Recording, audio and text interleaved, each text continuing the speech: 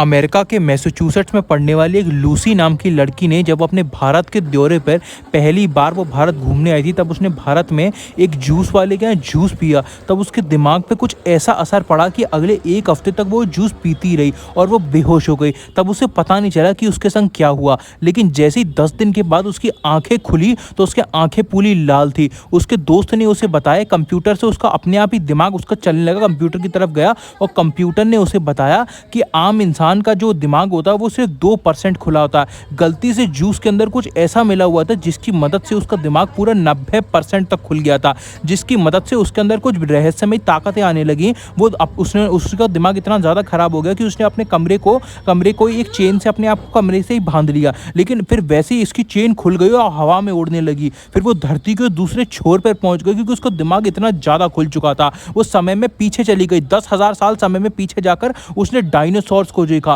फिर 10,000 साल समुद्र वो समय में आगे जाकर उसने पृथ्वी का सर्वनाश देखा। वो इतनी ज़्यादा ताकतवर हो गई थी, उसका दिमाग इतना ज़्यादा खुल चुका था, उसको समझ में नहीं आ रहा था उसकी नई नवेली ताकत उस पे आई कैसे। फिर वो खोज करने लिखी कि वो जूस के अंदर था क्या। तो उसने बहुत सारी 55 से 60 हज़ार जूस की दुकानें घूमी पूरे भारत देश के अंदर, लेकिन उसको वो वाली जूस की दुकान नहीं मिली। वो आज भी खोज रही है लूसी वही जूस की दुकान जिसकी मदद से उसकी ऐसी हालत हुई कि वो 90% दिमाग का पूरा यूज़ कर पाती है। आज उसका दिमाग इतना ज़्यादा तेज़ हो चुका है कि उसने अपना शरीर छोड़ दिया है और वो सिर्फ हवा में रहने लगी है। तो ऐसी ज़्यादा ऐतिहासिक जूस की कहानी आपको जानकर कैसा लगा? अगर आपको भी ऐसे जूस वाले भैया मिले तो उनसे क्या आप जूस पीना पसंद करोगे या फिर नहीं?